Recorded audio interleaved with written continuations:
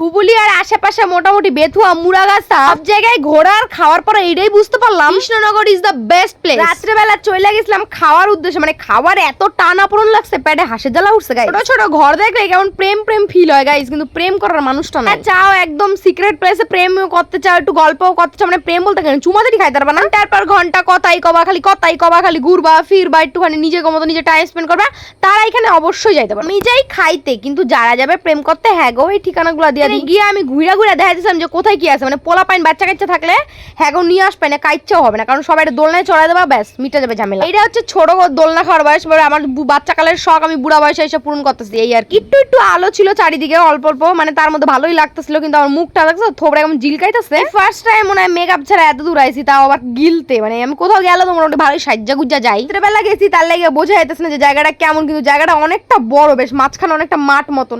এই যে দেখা গেছে ছোট্ট ক্যাঙ্গারুর লগে খানটা পুরো ঘাস ঘাস মতন, চারিদিকে ছোট ছোট ঘর না হল বসানো, তার মধ্যে 4টা করে চেয়ার বসানো, হেনে আসো বসো গল্প করো খাও দিয়ে বাড়ি। এইগুলো আমি দেখাইছিলাম যাতে তোমরা একটু ভালো মতন বোঝো। এনে বেশি লোকজন ছিল না আমরা যখন গেছিলাম, এবার এনে যে কম লোকজন হয় নাকি এইরকম ধারাই লোক হয় এটা আমি জানি। বেতুয়ায় মানে জামা কাপড়ের দামগুলো একটু বেশি আর খাবারের দামগুলো একটু বেশি, মানে বুঝছো একটু হাইলি টাইপ। সবকিছু না, কিছু কিছু ঠিকই আছে, আবার কিছু কিছু একটু বেশি মনে হচ্ছিল, মানে পিৎজা গুলো দাম দেয় মনে হচ্ছিল মানে একটু বেশি হাই। এর থেকে ডমিনোজে খাওয়া অনেক। পিৎজা বলতে ডমিনোজে একদিন ভাবছি যাবো সেই কোন 22টা যুগ দিয়ে ভাইব আসতেছি যাবো যায় না হতেছে। তারপর আমি অর্ডার করে নিয়েছিলাম একটা চিকেন চাও, তার সঙ্গে একটা মশলা কোক, তার উপর আমি একটুখানি সস ছড়াইতেছিলাম, কেমন দেখাইতেছে মানে এনে চিকেনের ভাগটা একটু কমই দিছে বুঝছো। আরে আদাল্লা পানা কয় বুঝছস মনিকা, মানে এই সুস নিয়ে কে খাইতে শুরু করে ভাই, আগের উপরে ছড়া তারপরে খাওয়ানোর কোনো ভদ্রতা সভ্যতা নাই।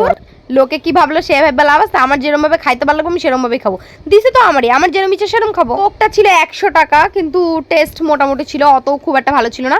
চাউমিনটা ভালো ছিল, কিন্তু চিকেনের পরিমাণটা খুবই কম ছিল। জল খাওয়া আর মুখের গ্লো বাড়া বুঝছো, কিন্তু মেকআপ না থাকলে যদিও বা গ্লো থাকবে না, কিন্তু আজকে আমার মুখে কোনো মেকআপ ছিল না, কিন্তু তাও গ্লো। যাইতে রাস্তার পানে মনে পড়ছে ফুচকা খাবো, মানে এত কিছু খাওয়ার পরে আবার ফুচকা খাইতে কার মন চায় ভাই, আমার মন চায় আমি খাই। আমাকে ধুবুলিয়ায় তো 5-6টা ফুচকা করে দেয় 10 টাকায়, কিন্তু ওখানে 10 টাকা 8টা ফুচকা দিতেছিল এই ঠাকুমা, মানে ভালোও ছিল। নিরামিষের মধ্যে যারা নিরামিষ খেতে চায় তারা এনে অবশ্যই একবার করে দেখা হচ্ছে খুব শীঘ্রই একটা নেক্সট উড়াধুরা ব্লগ নিয়ে। Bye bye.